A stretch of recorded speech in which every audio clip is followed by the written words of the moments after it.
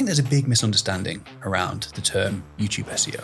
The reason why it's such a dirty word is because a lot of people think it's keyword stuffing, and there's a gold mine of opportunity to use SEO for YouTube that people just don't take advantage of. So that's the first step of YouTube SEO. It's not keyword stuffing, it's finding what your audience actually wants.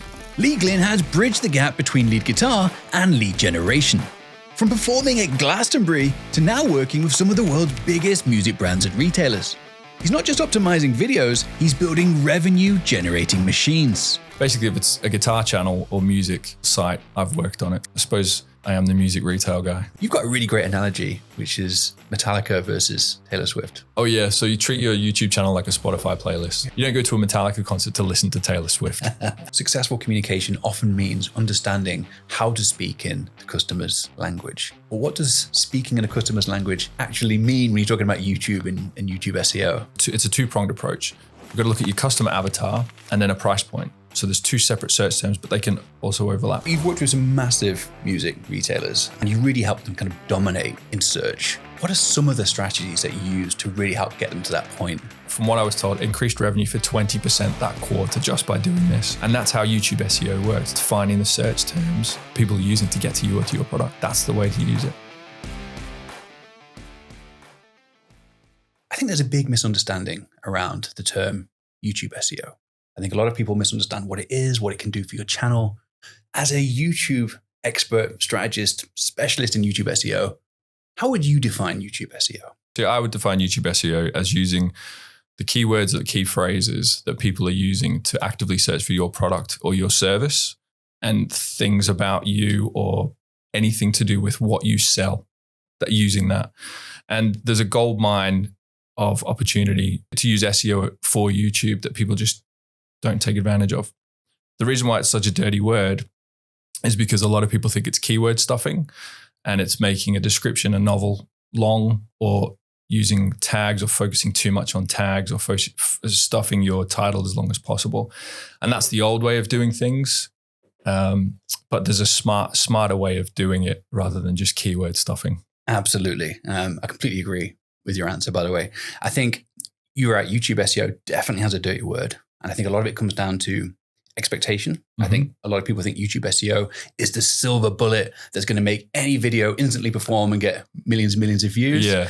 And obviously that's not the case. And I think as well, when somebody posts a video and it doesn't do as well as they hoped, didn't get the amount of views or the amount of traction that they wanted, the very first thing they say is, oh, well, the YouTube SEO must be terrible. Or there's no introspection as to whether the content was right for their audience. No, that's correct. So the way that the YouTube SEO does it, it's one part of getting your video in front of an audience. And then it's up to you to make sure that the thumbnail and the title is clickable. And then once they get on there, is your video actually good? And does it solve the problem or does it show them the product or the series that they're looking for? So like, for example, with retailers, they would have a video, you might have a video like best coats for winter and you get on there, someone searched for that and they've got there and then you're talking about shorts and then they're wondering why that video fails.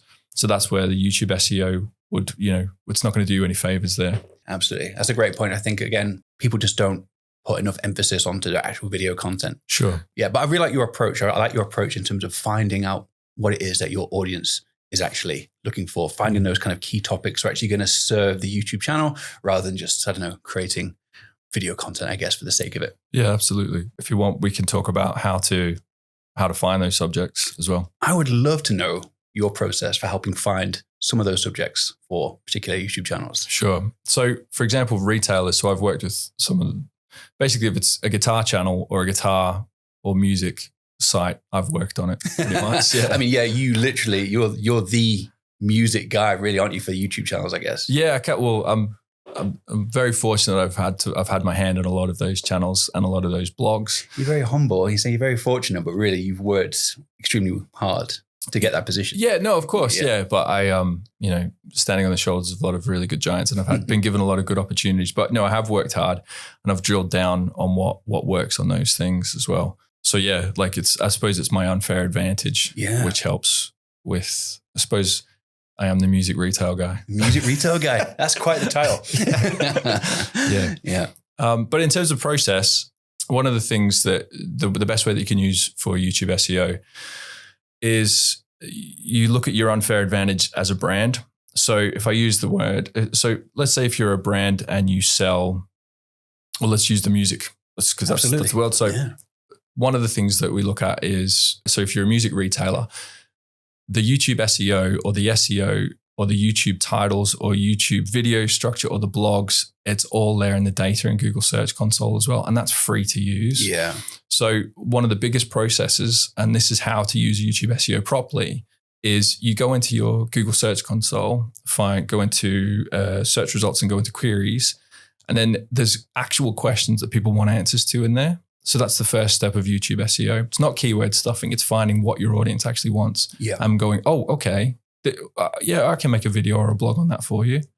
And then going into your blogs and then finding out, okay, what are our top performing blogs? Okay, cool. Can we convert that to a YouTube video? That's YouTube SEO. Yeah. It's not keyword stuffing. Yeah. And a lot of people think, oh God, we have to create an entirely new video every time. No, the data is probably in your website. If you're a retailer, there'll be a ton of questions or a ton of subjects or seasonal subjects that they want. Yeah. The people want. So yeah, it's people make it harder than it needs to be, but the data's there for you. So that's my first step process. So any brand comes to me, give me access to your search console, and there's a 6-month content plan in there already for you. Yeah, yeah. So I guess this is for retailers. I mean, retailers will obviously have big, you would hope, established e-commerce websites, hopefully some kind of blog or article section as well. Yeah. And I guess this only really applies to people with big websites and that search history, I guess. It does. So I work, so my knowledge is I predominantly work with big companies and big websites and stuff as well. But say, for example, if you are a smaller business, there will still be things that you can create. So YouTube, so like, for example, if you're a smaller business that sells shoes, you can still use YouTube SEO to find video subjects like best shoes for hiking, are this X brand worth it and stuff like that. And then you go on Google and you search for that and then see the subjects are already there for you. But yeah, so with retail, I'm specifically talking with retailers. That's the quickest path to success there. Yeah. And we can talk about tools in detail a little bit later if you like. Yeah, no, I'd be fascinating. I'd love to talk about that in a bit more detail. Sorry to interrupt this podcast, but if you want to record your own video content or even your own podcast, then our Cheshire-based studio is actually available for hire. You can check it out at falkonpodcast.com. That's Falcon with a K. And there's even an online booking form to check availability and book everything online. Or, of course, you can speak to us direct. Something you mentioned there was you talked about your own unfair advantage. I've heard you mention before that brands have an unfair advantage when it comes to YouTube. What is that unfair advantage and why aren't brands using it? If you are a brand that already has a presence, there is either a million articles on you or a million search terms around you or your product that you could just pull from. Like a lot of brands that I come on board, that I onboard, like we don't know what subjects to make. I'm like, okay, cool. So what articles have you already got on site? Oh, we've got these. Great. How many visitors do you get a month to this? Oh, it's 10,000. Right. Okay. So, and you haven't got a video on it? Cool. And then the other one is like, okay, your unfair advantage is you have a specific knowledge or a specific, if we use the music thing as well. So like when I worked at PMT, our unfair advantage was that we had really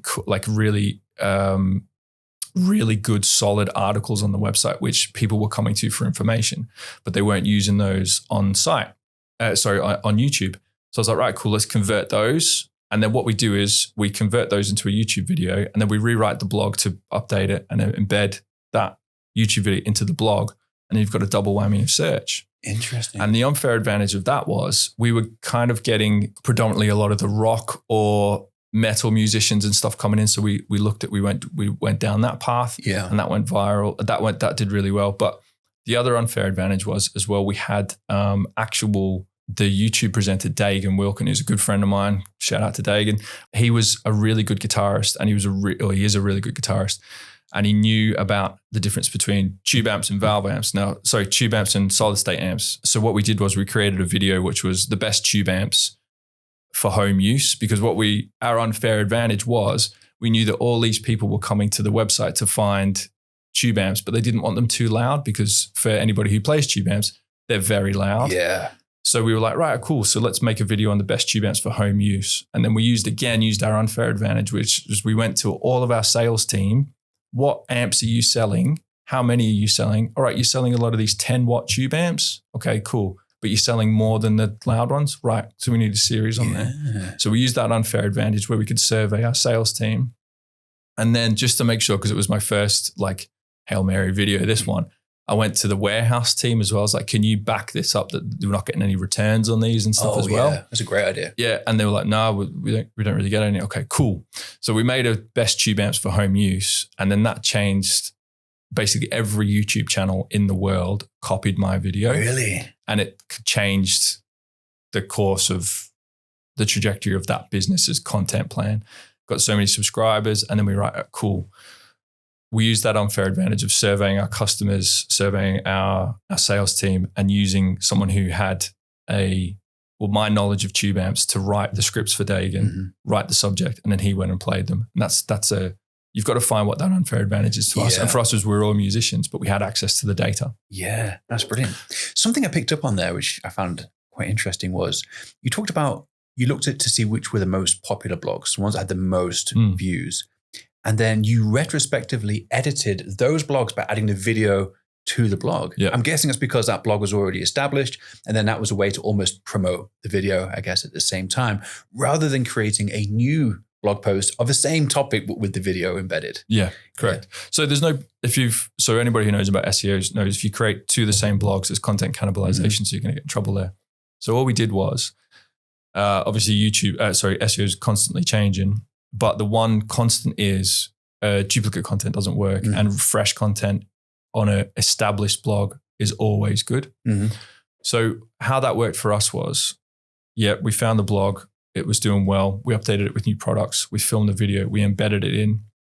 And I forget the exact stat, but it's like you're 50% more likely to convert on a product page if there's a video, which worked for us. Yeah. So it's like, cool, I'm reading the blog. Oh, there's a video that I can watch instead of read. Cool. Other products are in here. Oh, sick. I'll just buy it here. So it worked. Yeah. So when people searched on Google for a specific subject about a guitar or best tube amps or whatever, they not only got the article, but they also got the video too.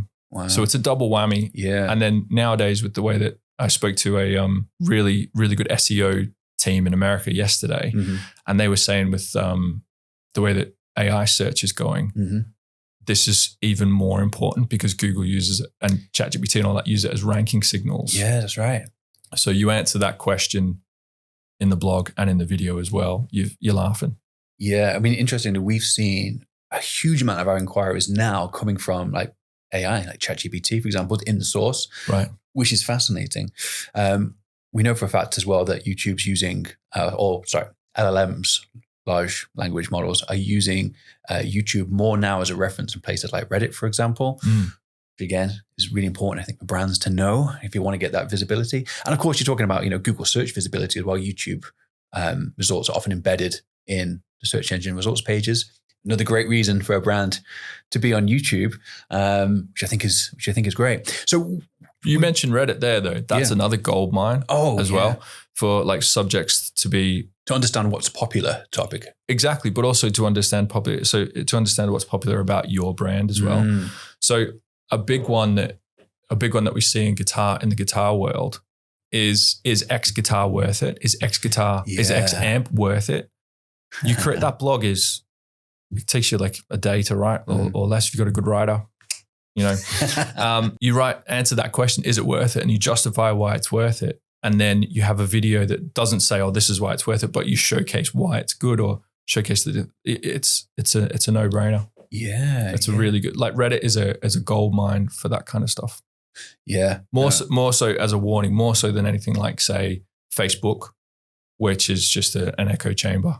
Whereas Reddit would be, what I found with Reddit questions and answers is, if you get it wrong, you will very quickly be shouted down in Reddit. So I tend to use Reddit as I hate to use the word trusted, but a good source of information to get subjects from. Yeah, no, that's a great point. I think you're right. I think comparatively, any other social media is a bit more of an echo chamber than Reddit. Reddit is the brutal platform. Yeah, for sure. Yeah. So in marketing, successful communication often means understanding how to speak in the customer's language.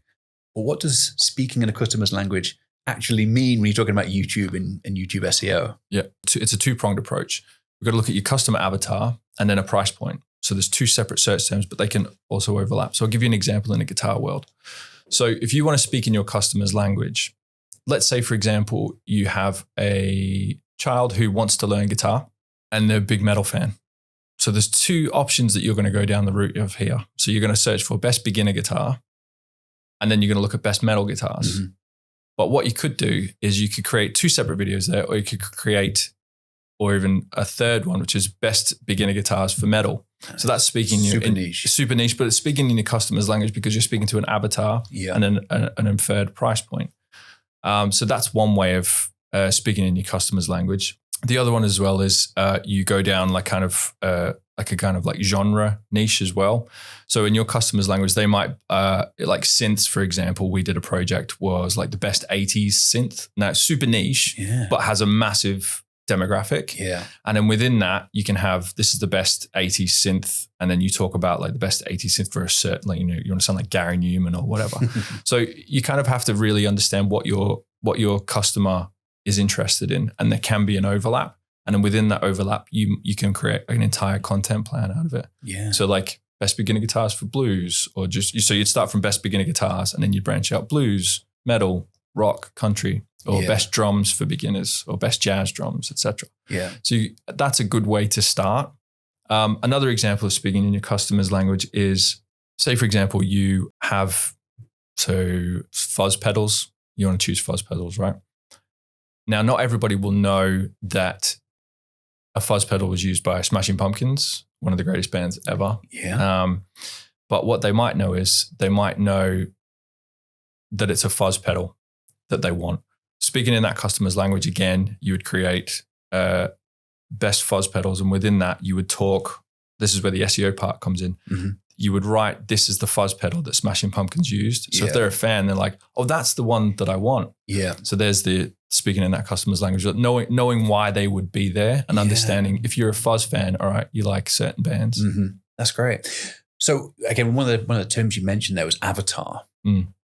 Coming back to your unfair advantage, quite often that avatar within that music retail industry, are you almost picturing yourself? Are you the avatar in a lot of these cases? Yeah, it can be, but obviously I'm not a synth player. Sure. And I can play drums, but I'm not a drummer. Yeah.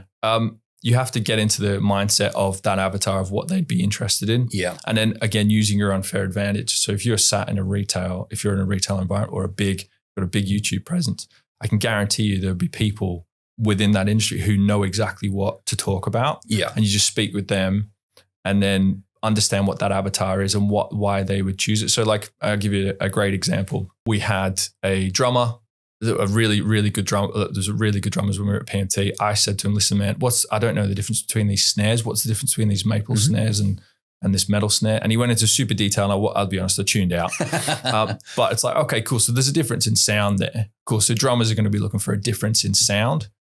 Cool. So let's do a series on how to get the best sound, the best snare for X sound. Yeah. Or, how to get this sound with this kind of snare, or how to get the 80s sound. And you can do that across any retail company. Yeah. Just speak to, like, if you're, again, I'll use the term. So if you were Patagonia, you'd have people that hike in the mountains, you'd have people that hike in snow, speak to that avatar and use that unfair advantage of what are you interested in? Yeah. Yeah.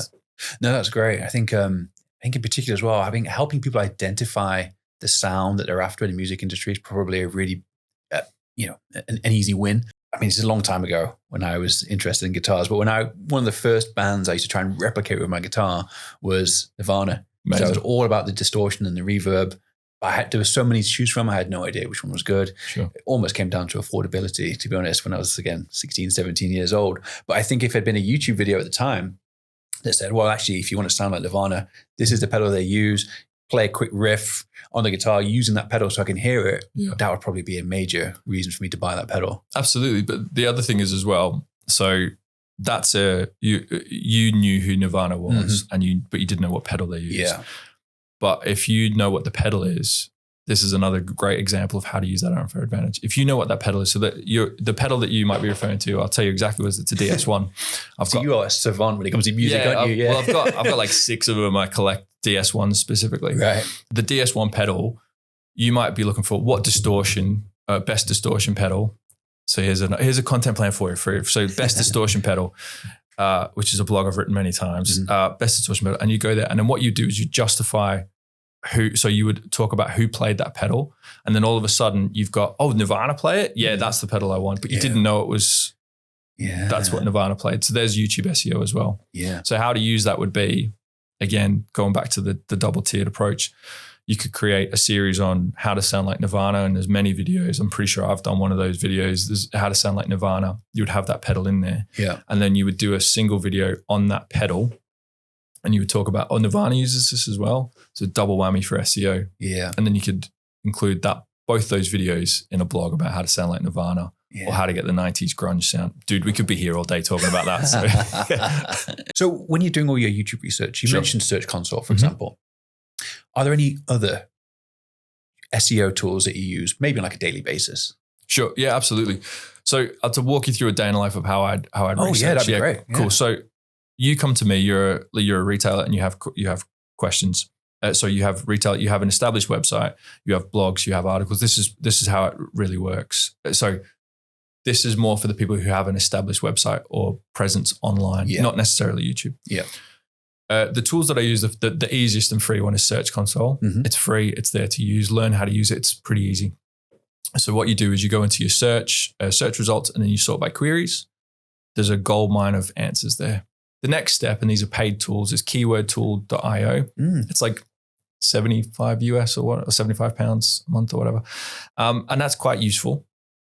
And then what that does is you would type in a search or a subject, and that gives you a list of keywords and subjects that you could talk about to do with that thing. That's really useful.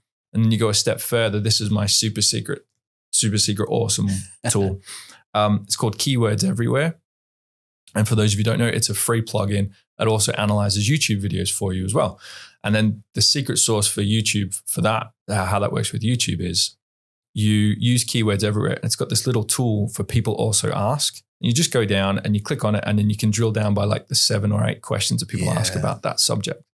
They're the 3 main tools that I use. Interesting. I get asked about vidIQ a lot. No, I don't use vidIQ for keyword research. Really? Not at all. Please explain. So from speaking with SEO professionals who are far more technically minded than I am and far greater than I am at this, they think it's overly exaggerated or overly the search value 100% overly exaggerated. Yeah, definitely. So what I use is you use those tools because it gives you actual proof of concept as well. Yeah. So that's the tool that I use. And then the other one is use Google Analytics just to see what your highest blog. Again, your highest blogs are. I can't drill this down enough. I'm looking at this camera. Use your blogs. Interesting. I mean, I use Keywords Everywhere. Great tool. Super cheap as well. I use the free version, just a browser extension, because it gives me a lot of that information on not just on YouTube, but on Instagram, everywhere. It's great. I do use vidIQ, and I agree with you completely about the exaggeration of the data. What I would say is it's more of an indicator, I think. I would never take those values at face value, if that makes sense. But vidIQ is still a good tool for me, I think. No, it's incredible. I use it daily. I absolutely have to use it, and I absolutely recommend it. For SEO, not so much. Yeah. For research, 100%, it's really useful. Yeah. And for outlier strategy as well. Yeah. I mean, I use it for benchmarking competitors and things as well. There's some quite useful tools in it. They're starting to introduce more AI stuff now, which I'm not a huge fan of. But some of it's okay. Interestingly, I'm also, I have a lifetime membership with TubeBuddy. Oh, right. Okay. Years ago, TubeBuddy's great too as well. Thanks, TubeBuddy. TubeBuddy, they're both, pretty similar. Here's a cringe story for you. I can't wait for this. I was at an event in LA, and I met this lovely guy called Phil Starkovich, and chatting away, talking about YouTube, talking about SEO, and I started telling him all about this great tool that I was using called vidIQ, and he was Wonderful, very polite, very nice. Oh, and at the end of it, he told me that he was, in fact, the CEO of TubeBuddy. Oh, wow. And I was like, oh my God, even telling that story, I'm getting hot and I'm like cringing. It's awful. Anyway. And I have used it and I do use it as well. I use it as the extension. And it was very useful for when I worked with the BBC as well. Oh, yeah. I mean, again, very similar. And actually what I used to do is I used to do a lot of my research using vidIQ and TubeBuddy, and then kind of take it like an average between the results because they both gave slightly different answers. But anyway, Phil was ever so nice, and I ended up doing a live stream with one of his employees, and at the end of it, he said, "I've given you lifetime access to TubeBuddy." So I use that as well. Amazing, because he's a great guy and it's a great tool. But yeah, even just telling that story, I can imagine. Hot. Can imagine. So embarrassing. So you've worked with some massive music retailers, PMT, GIF Music, just a couple that come to mind, and you really helped them kind of dominate in search. What are some of the strategies that you use to really help get them to that point? Again, it was using our unfair advantage. So we spot with YouTube and with SEO, you got to look for patterns. So what are the things that people keep coming to your website for? And can you expand on those? So what we did was for PMT, we were given free reign by Carly Scott, who was an incredible marketer. She said, just have free reign, do whatever you want, write whatever you want, do whatever videos you want. Let's just make it work. So the strategy that we used was we drilled down what were the main search terms that were bringing people to our channel. And it wasn't just electric guitar. It was electric guitar for X person, again, going back to the avatars, or electric guitar per price point, or tube amps at price point, or whatever. So we were like, okay, cool. So there's a thread here. People want to know specific. They don't just want a guitar. They want a type of guitar or a price point or within an avatar. So what we did was we isolated the top performing blogs. This was, again, I'm going to say it again. This is the easiest way to do it. We isolated the top performing blogs and go, right, okay, there's our videos. So we need to make those videos, but we need to make the video better than the blog. And then what we need to do is we need to update the blog. So the SEO strategy here was we've got proof of concept with the blog. So we went and filmed the video. Within that video, we looked for key search terms around that subject. So let's use the term let's just use, what was the big one? So let's use the best tube amps for home use, which changed the YouTube game. Anderton's copied us, which was a big deal. Rhett Scholl copied us, everybody. So I was like, right, cool. We've done well here. Yeah. So best tube amps for home use. So we created the blog, right? These are low powered tube amps. So 15 watt, 10 watt, and they're best, and they'll work at home or apartments. So we created a series, we rewrote the blog, wrote a blog on that, created the video for that as well, and embedded on both. Nice. And what we found was we'd appear in video search on YouTube, because YouTube's the second biggest search engine in the world. We appeared there. And then when they wanted more information as a considered purchase, they'd go to the blog or they'd go back to Google. Because not everybody, although YouTube for PMT was like 500,000 revenue every year specifically through last click conversions. Yeah. Do you know what? I don't want to give too much into the figures, but what as a percentage of their revenue was that? Do you know? Oh, that was like, I mean, it sounds like a lot, but it's probably like a small percent in terms of their total. Yeah, it was. I couldn't give you a percentage because I'm not that way inclined. But put it this way, it was a big deal, and then we would earn from ad revenue, and then as well. I kept my job for a long time there so they were happy. Yeah. But what it did was it was generating millions of views for the brand. So, back into the YouTube SEO thing. So we embedded the both. So we had the search term on both, and we had considered purchases.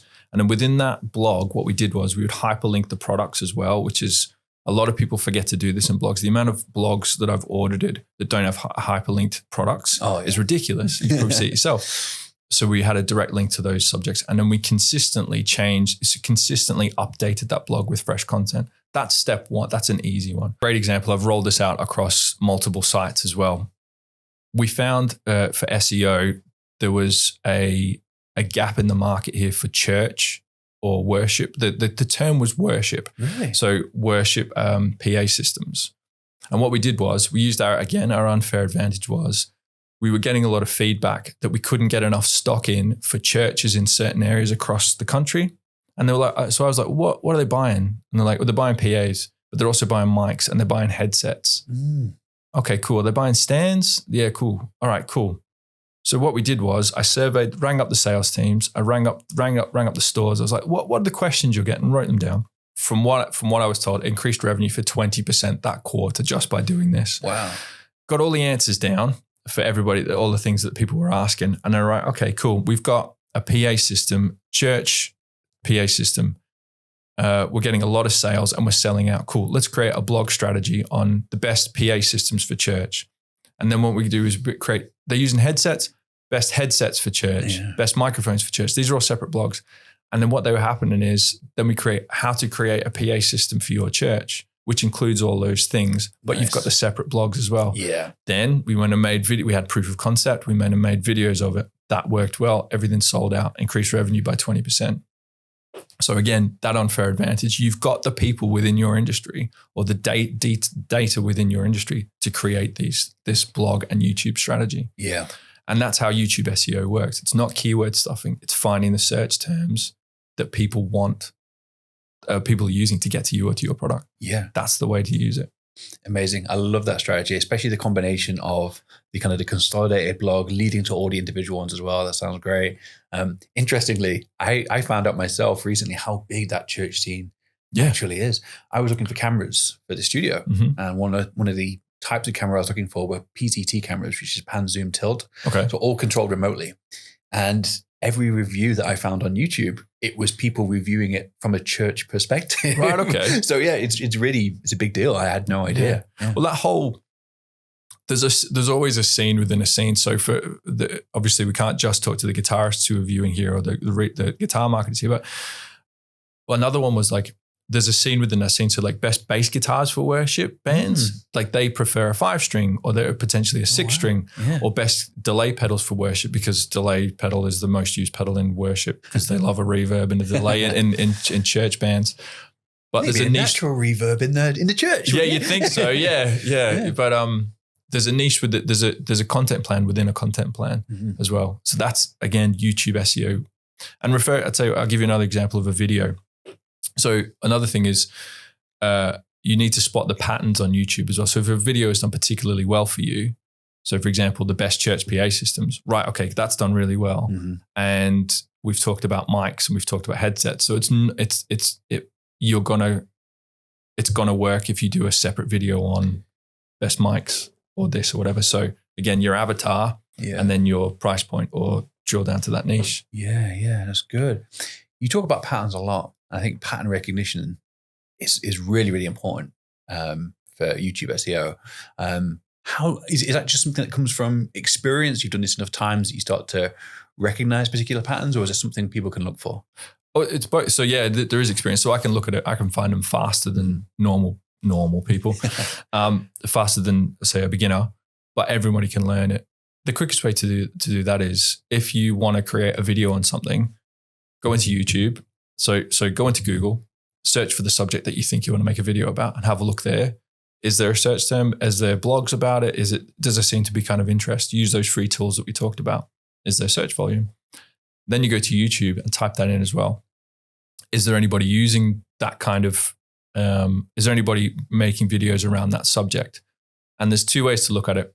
If video, use TubeBuddy or Video IQ where they show you their outlier strategy. If they are performing a lot better than other videos on their channel and it pops up and it shows you this is performing 7 times better or whatever, there's a clue there that, okay, yeah, I should probably make a video about this. And then just spot those patterns. Like, is that subject successful for other people? Yeah. And any SEO person knows when you use Ahrefs or whatever, use competitor analysis to see what are the top performing blogs performing on other competitors' channels or pages. They go and make their own version. It's the same as us. To use a music analogy, there's a reason why people cover other people's songs because there's proof of concept that it's there, and then you put your own spin on it. Yeah. You know, like Johnny Cash's version of 9 Inch Nails is a completely different song, but incredible. And it's got the the basis of Trent Reznor's original. But there's a reason why covers work. Oh yeah. Well, Sadie, my wife, is constantly trying to get my son to cover Creep by Radiohead. Oh, good luck with that. Well, he's done it a million times. Wow, cool. He just won't let us post it on, on TikTok. Cool. But every time people post it on TikTok, it does so well. It's just one of those songs that people just love hearing different people's spin on, if that makes sense. Yeah, do it. Yeah. Do it. So when you're auditing a YouTube channel, certainly in my own experience, I'll look at a channel and immediately see certain red flags, certain opportunities that are being missed, money that's being left on the table. What do you think is the most common red flag that you see when you look at retailer YouTube channels? The first one, using it as a dumping ground for just to say how good you are, or using it for ads. Yeah. No one's interested. No one's interested. It's a lot of YouTube channels like Audit tend to become graveyards for either webinars or away days that they've had with their staff, or an advert for a product that they're trying to advertise, rather than speaking to why you should use this product, or how getting the best out of it, or telling a story about that product. Yeah, that's the biggest mistake I always see. YouTube isn't they'll put something up for bigger companies who often run webinars about how great their software is. And this is my 12% theory. You've got a video that's 100% webinar. Of that, 50% of that is my mic on? Am I on mute? Dave's getting ready to come up. 50% of that is maybe interesting. Yeah. 25% of that is useful information. 12% of that, 12.5% of that is the stuff that's actually going to sell your product. So the biggest red flag I see is take your 100% webinar and just get someone to remake that 12.5% into an actual video that's interesting, because no one cares. No one's got an hour to watch an hour video on cybersecurity. They just want to know that it works on their computer. Yeah. And why it's better than others. Absolutely. That's a great point. You use the term graveyard there as well. I've heard you mention YouTube graveyards a lot of times. How can people prevent their channel from becoming a YouTube graveyard? And if it is a graveyard, what can you do to kind of bring it back to life? So there's a couple of things. So if you're an active YouTube channel, you're in a better state to kind of start doing this. If your YouTube channel is a graveyard, you need to look at the content that you're actually making. Are you making it for you because you think you should? Yeah. And you're a business and you need to be out there, but no one's watching it. And then I would argue that that's actually worse than not having content, because people come to your YouTube channel and they're like, this is garbage, I don't trust you. So the first thing I do is you audit the look of your channel. So if you imagine your YouTube channel as a coffee shop, when you go to a coffee shop, if you went in, the chairs were up on the table and there's someone having a smoke behind in the kitchen and the floor's dirty, you're like, oh, I don't care how good the coffee's here. I'm out. But you go to a coffee shop and it looks good and it's nice and you're like, cool, I'm all right with this. I'll buy the coffee. I'll check it. And even if the coffee's not that great, you're like, I've still had an okay time. So what you need to do is make sure that your banner looks good, your presentation looks good, your thumbnails are interesting enough and they're kind of branded up, or they're not just like you haven't taken a photo with a potato. That's got to look good.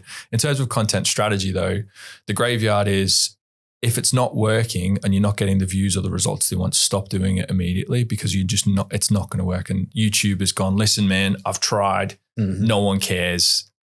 I'll show it to 300 people. How's that? And then they're like, I tried, sorry. Stop doing what you're doing and just have a look at what other people are doing. That's the quickest path to success. If there's other people in your industry, copy them, but put your spin on it. So you've got proof of concept. Again, make it, cover, like that's why music covers do so well. Just copy what they're doing, but put your spin on it as well. That's how to quickly change a YouTube channel from a graveyard into potentially a profitable revenue generator for you.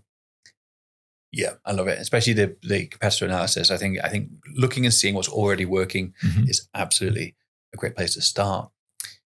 Quite often with YouTube SEO, a lot of strategists talk about frameworks and systems that they have. This was certainly popular 5-6 years ago. Everyone would talk about a particular system that they had or a particular framework that they used to apply to different channels.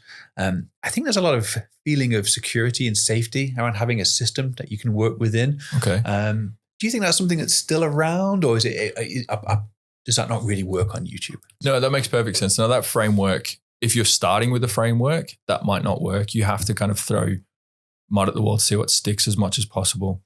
And then you can drill down into that framework. For example, there's a client that I work with who helped people move to France. They didn't really have a framework in terms of like what the title should look like, or what the thumbnail should look like. So when I came on board, I was like, okay, cool. You're trying multiple things. Let's spot these patterns. This seems to work. Cool. Let's just stick with that for a bit. And then what I'm going to do is I'm going to try a little bit different over here to see if that works. And it did. And then we've got like 200,000 views for these videos, etc. From there, you can build a framework for what your titles and what your thumbnails should look like. And then from there, you can build a structure. But if you start with a framework, you're kind of destined to fail, because what you're trying to do is, and I hate when people say this, we want to do what we want to do and Google will fall in line. Like, good luck with that. Yeah. That's cool. not an uphill battle. Yeah. But no, what you've got to do is Google or YouTube. They have their framework. It's like, if you follow these steps, we'll push you. Don't fight it. Yeah. Just do what they want you to do first with your own spin. And then from there, build your framework out there. Yeah. Does that make sense? Does that answer your question? Yeah, it makes perfect sense. And in fact, that's quite often what we tell people is YouTube will tell you when you've done something right, and you'll be rewarded with views or whatever it might be. So do more of that. And when you post something and it gets no traction, don't do that again. It didn't work. That's it. So the quickest way. So I don't really get too much into analytics and stuff like that, but I look for patterns more so on views. If you've got 10 videos and 3 of those are massively outperforming the rest, that's what YouTube has gone, right, you're this person, this is your audience, we found it. And they want you to keep making views from there. So if there's a specific type of framework that you have used in those videos, drill down on that. Like you just said there, do what works. The clues are there. I think this is the importance as well of why you need to stick within a particular niche. Because if you're just posting about different things every single time, and then all of a sudden you have a video that takes off. Just for example, when I first started on YouTube, I had no ambitions of becoming a YouTuber. I was just making videos that I wanted to make. It was just for fun, really. And so I was posting about fitness and cars and food and whatever. I then posted... Oh, do you work out, do you? It's very kind of you to notice. I didn't notice, man. Yeah. Well, I did a video about a tattoo cover-up. Right. And then that video just took off. That was my first video to get like 250,000 views. And so I did another video about my other tattoo cover-up. And before I knew it, I was like, I'm going to get known as the tattoo guy. And that's not what I'm doing. Plus, I don't have that many ambitions to get more tattoos. So I had to kind of delete those videos because they just weren't serving me. They weren't serving my channel. And I think this is quite often what people do with their YouTube channels is they're trying everything, but they're not staying within their niche. And so when something does take off, they end up becoming known for something that they don't want to be known for. Absolutely. I've seen that all the time as well. And I do often have to unlist videos for people with their permission, of course, to say, listen, this is not your audience. Now, there's two ways of looking at that there. So I've got an actual example for you of how this has worked. Brilliant. So with PMT and with, so like I previously worked on Dawson's as well. And what we found was people kept coming to us for, it was a connectors, electrical connectors blog and electrical connectors video. And it had nothing to do with music whatsoever. It was just like for TV stuff. So we killed that and it killed a lot of traffic. But what that did was it refreshed the algorithm, it refreshed the audience and go, right, okay, all right, cool, I got you. Okay, you want to be this type of person? That's cool. Now there's 2 types of ways of looking at of what you're doing there. So with retailers, it's a little bit difficult for them to niche down. So for example, with the music industry, you sell so many different things. But what you can do is you can be known as the people that provide the most information about this subject. And that's cool. That works. So for example, YouTube will go, right, okay, cool. You've watched 10 videos on guitar on PMT or 10 videos on guitar at Gibson or whatever. And then they put a drum video out and it doesn't resonate with you. Okay, cool. But you've done the YouTube SEO to show that the drum video, who this is for, it goes, right, I'll find that audience for that. And that's kind of like for search and retail channels. So if you're a big retailer, like for example, you sell insurance, multiple different levels of insurance, the YouTube SEO is really important there because you are a search channel. Now, the other example I've had talking about the positioning that you've just got, I've just had this conversation with somebody and they have a guitar lesson channel. And he was like, I'm just not getting the views. I'm not getting sales. I don't know what's working. I've got brands kept coming to him, say, can you review our product, et cetera, et cetera. And he was like, yeah, cool. Cause he needs to earn the money. And he's a really great videographer. So what I did was we audited his channel and I had a look. I was like, right, okay, cool. All your big views are coming from metal or late 90s or early 80s, kind of that niche. And they're all getting consistently massive views. And he said, oh yeah, a lot of these people that sign up just want to do those lessons. And I'm like, okay, cool. So there's a pattern there. So stop what you're doing that's not working and then drill down on this because YouTube has gone, this is your audience. You're the best person at this. And we know that because people are watching your whole video and then more of your video. So we'll push it more and you're becoming that guy. That's the positioning that you look down. So anyway, we looked at his analytics and we said, okay, what's your demographic in your age range? And it was like 50 to 65, which checked out, or 40 to 65, which checked out with that kind of audience that he was creating videos for. It's like Iron Maiden and stuff like that. Like I'm 42, I love Iron Maiden. But there's like an older demographic who love Iron Maiden and they really wanted to watch those videos, and they're the ones that are converting. So that's positioning for that. And now he's changing his positioning and he's running a whole content plan about that, and it works. And I've reached out to other YouTube guitarists as well and asked them about, did that positioning work for you? And they were like, yeah, it absolutely works as well. So I was right. And it's going to work. I completely agree. I mean, take us, for example, Falkon Digital, we provide a ton of services. We do web design, e-commerce. There's so much that we do. But what we specialize in on YouTube is video marketing and YouTube, because it's just so much easier to stay within a niche and not split our audience across people who might be interested in Shopify versus people who are interested in YouTube. You've got a really great analogy, which is Metallica versus Taylor Swift. Can you tell us a little bit about that? Oh, yeah. So you treat your YouTube channel like a Spotify playlist. Yes. When you sign up for Spotify, so YouTube this is again to do with the positioning. When you've got a Spotify playlist, if you're a Metallica fan and all of a sudden you've got this playlist Metallica, it's like your workout day, it's like I got a full day of Metallica, and all of a sudden Taylor Swift, there's a Taylor Swift song in there. It's like, whoa, that was a bit weird. Okay, yeah, cool, whatever. And then the next time you go on that playlist, it's like 3 Taylor Swift songs and then one other song a country song. It's like, what's going on? And eventually what happens is you're like, I don't want this playlist anymore. And then you move away from it. Basically, you got to treat your YouTube channel like a Spotify playlist, position down and drill down on what you're good at. And Metallica is like, we're good at the riffs. So you don't go to a Metallica concert to listen to Taylor Swift. The other analogy I've got there is Queens of the Stone Age is one of my favorite bands. And this is, again, YouTube. This is how YouTube works. And there's a very similar thing with YouTube and music. The first 3 Queens of the Stone Age album, they established who they were, their sound, and they had slight differentiators. So like, for example, the first album, it was desert, stoner, rock. It's like, this is what we are. The second album was like, we're desert, stoner, rock. But also we've got a couple of tracks for radio here. And then the third album, Songs for the Deaf, it's like, we're desert, stoner, rock, and we've got even better songs for the radio. It was consistency in their sound, slight tweaks on their sound. And then when they went to Era Vulgaris, it's like they've got a song called Make It With You, which is completely left field, but you can hark back to like, oh, there's still a little bit of that sound there. So it's more of an evolution, I guess. So it's evolution, but it's staying within the positioning. Now, to summarize how you could use that on YouTube is, each time of those albums, it was the same sound, the same band with slight differentiator on it. So what they did was they worked on like 70% of what worked.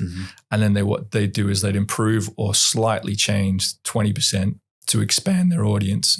And then there'd be a completely left field song on there. The same with YouTube. You create these videos which are really, really good. Then you improve on the ones that are already working. And then one video out of every 5, you throw a left field one out there just to try and get that new audience. So when that new audience see you go, hey, I like this. Oh, you've got more?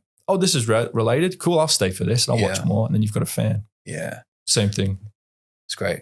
I love that. It's a great example. I think following on from that, what I'd normally say to most people when they're starting off is start super niche. And then as you build your viewership, as you build your audience, then you can start expanding it and growing out a little bit, which sounds very similar to what you described. What do you want to be known for, basically? It's like, who do you want to be? You want to be that person. So for example, I'm kind of known as the YouTube SEO guy or the music YouTube guy. And I prefer the music YouTube guy, and I'm going more down on that because I just love it. That's my unfair advantage. Use your unfair advantage, become known as that thing.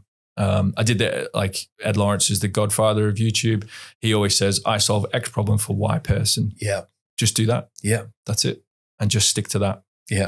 It's brilliant. Now I have to say I'm both a Metallica fan and a Taylor Swift fan. But as am I, no disrespect to Taylor Swift. No. 3 AM is a great album. But when you're in the mood for Metallica, Taylor Swift's just not going to cut it. Sorry, Taylor. There's no riffs, mate. Talking about, again, just unfair advantages, really. You are currently the frontman of Shadow Mountains. You were in Sound of Guns for 14 years, was it? No, for 5 years. For 5.5 years. It was a long time. It felt like 14 years, yeah. And the band was extremely successful as well. We did well, yeah. Extremely might be an extreme word to use, but we did very well, and I'm very grateful for what we did. You're very, very humble, because I know you played at Leeds Festival, at Glastonbury.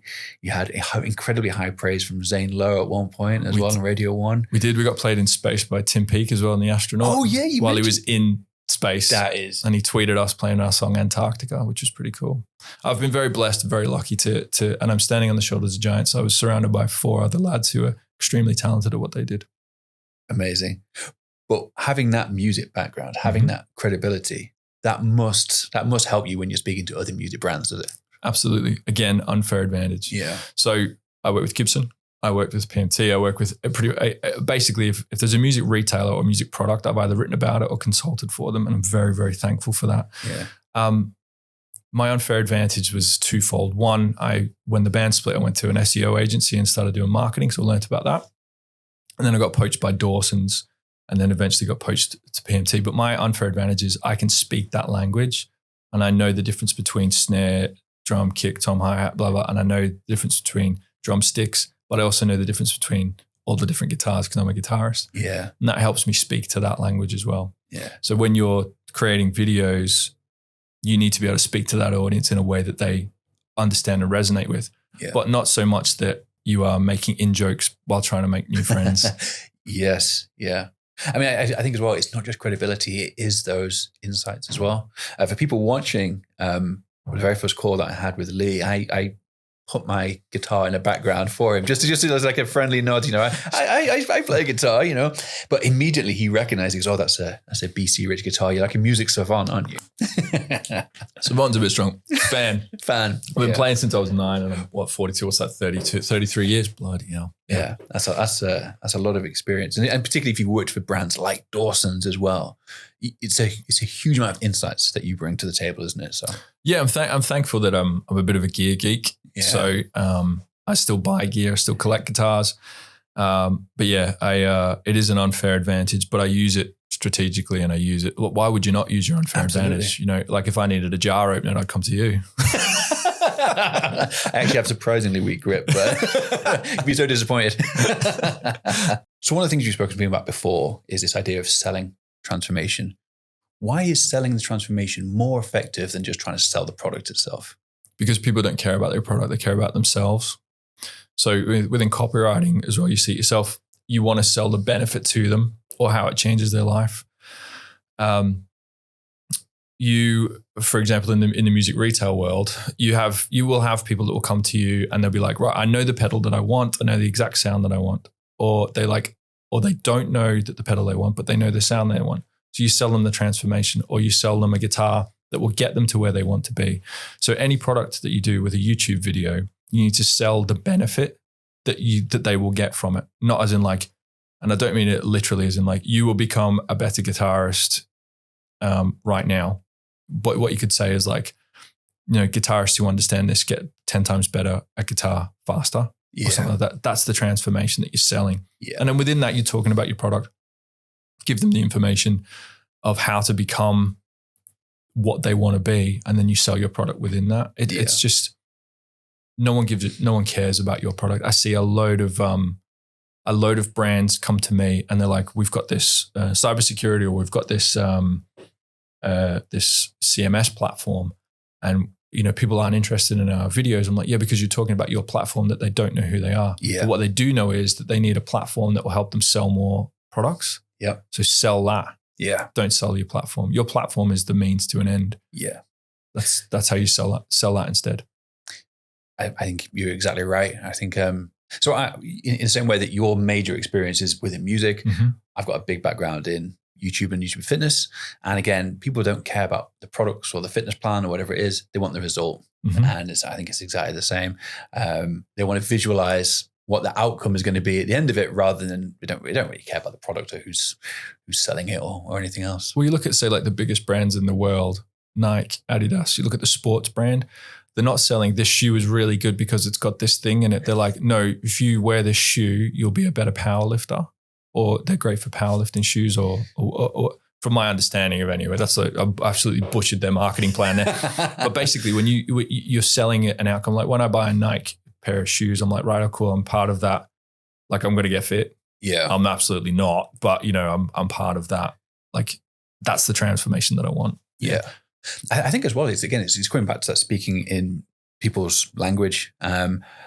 For example, I remember with Apple when the iPod first came out, we didn't talk about like how many gigabytes of space it had. They said it was 10,000 songs in your pocket, which I always thought was fascinating because to me, if you said, because I'm a technical person, if you said it has X gigabytes of space, I'm like, great, I can put loads of songs in there. Yeah. But for the general consumer, it was all about what's the quantity of songs. It's exactly, yeah. Like no one cares. So to get super nerdy, no one cares that they've got Germanium chips in a fuzz, except for 7 people who are living in their bedroom who already own that pedal. But what everybody does care about is like this fuzz pedal is actually going to make you sound better than anybody else's fuzz pedal because of these reasons. Just sell the transformation, or it's going to make your amp sound better or make you sound cooler. Yeah. No one cares about the little connectors. Well, 7 people do. That's it. So when you work with these massive brands, one of the things that I think is really exciting is you get access to their analytics. Mm-hmm. I am fascinated when I get access to the analytics of big channels, especially successful channels. What kind of metrics do you see that all of these successful channels all kind of have in common? So with the metrics thing, the first thing I would say is I'm not a massive metrics guy except for 2 key things. 1, views and conversions from those views. If you've got 100,000 views and 1 conversion, but you've got 100 views and 10 conversions, that's the video to make. So that's my caveat. This is just the way I do things. But the one kind of major analytics platform, major analytics thing that I look for is new viewers and returning viewers. Now, YouTube's constantly changing the way this is what is called like new, casual, regular. I look at that. And because what happens is when you create a video, YouTube tests your video with your existing audience first. And it goes, do you like this? And then if all your new videos go, yeah, this is great. They go, cool, we'll show it to other people. But then what happens is the adverse effect of that is YouTube goes, do you like this video? And everyone and your existing audience goes, no. They're like, okay, well, we'll just show it to a couple of people. But okay, no one likes that. We'll kill that video. So how to use that is you look at is a video bringing back regular viewers? And usually regular viewers, that usually leads to higher views because if your regular views like it, it gets pushed to the rest of the algorithm. Look at that. And then you look at your new viewers. Is a video gaining more new viewers for you in your analytics? Because if it is, that means that it's found another niche another subject within your niche that you should talk about. Now, here's how to use both. The way I look at it is your YouTube channel is when you make videos, you don't only make videos for your existing audience. Otherwise, you'll never grow. That's like when you've got a best friend and you're trying to make new friends, but you only talking little in-jokes with your mate. They're not going to get it. They're not going to become friends with you. So what you do is you create a video within your niche that also appears to a broader audience as well, which has a benefit to them. So your regular viewers are satisfied with the video. Cool. Yeah, I got this. This is really cool. Let's use a subject in the guitar world again. How to like the best amps for metal, for example. Cool. All right, this is cool. Yeah, I might like this as well. But then it appeals to other newer viewers who's like, yeah, I need to know about that as well. But if you created a video, the best tube amps with a high gain drive and a onboard effects loop, you're going to appeal only to your regular viewers. And then everybody else is going to be like, I don't know what that is and I don't care. Or there'll be like 2 new people maybe. Yeah. That's how that works. So regular viewers and new viewers, look at that. Look at those metrics first. Brilliant. I love it. There was a company that came to me once and they were making a particular type of content. Mm-hmm. They were looking to branch out a little bit more, which I thought was a good idea. But then they were saying, is this going to be, a negative effect on our existing audience? And their existing audience was 100 subscribers. Right. I was like, well, there's 3.5 billion users on YouTube. You maybe want to focus more towards the 3.5 billion than the 100. Yeah, that's it. Quick tip though, if you are going to pivot, there's a little section. If it's a hard pivot on your channel, there's a little section on your YouTube channel that says notify existing subscribers and notifications. I think turn that off. Yeah. Because what that'll do is it'll test it with the new audience. Because if you put a hard pivot on your channel to the existing audience and they don't like it, YouTube will kill the video. Yeah. Yeah. That's a great tip. Yeah. Nice. Okay, I think it's that time Let's do in it. the podcast where we have our legendary quickfire questions. Now, these are sometimes yes and no answers. Sometimes they're a little bit more involved. Feel free to interpret them however you wish. Feel free to answer them Okay. however you wish. Are you ready? Yep. Okay, let's get to know Lee Glynn a little bit more. When you're auditing a YouTube channel, do you prefer to drink tea or coffee? Coffee. Excellent. My kind of man. For those that don't know, I had my first call with Lee. He has this incredible setup in the background. And in this kind of glass cabinet, there was all kinds of different helmets from Star Wars, like there was Boba Fett, there was Stormtroopers, all sorts. So what is your favorite Star Wars movie? Empire. Empire. Yeah. Excellent. Okay, good choice. Yeah, it's probably... It's the only correct answer. It's the only correct answer. I was a big Return of the Jedi fan when I was younger. Best piece of gear for a YouTube beginner? Would it be a fancy camera or a good microphone? Good microphone. I agree. I think people can tolerate poor quality video. They can't tolerate poor quality. Absolutely. So, I know you're not a big metrics guy and you've kind of just already answered the question, but what would be your favorite YouTube metric? Again, audience, new viewers and regular viewers. Nice. But views, always go off views. That's the pattern. Yeah. If it's performing well, that's the be all and end all, to be honest. Yeah, I would agree. Name one aspect of YouTube that most people get wrong. Conversions versus views.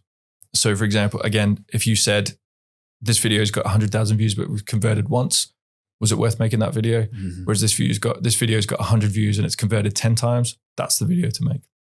Views do not equal conversions. Love it. That's great. Okay, interestingly, if you could only use one keyword tool for the rest of your career, which one would you use? Oh man. Search console. Search console? Yeah. No.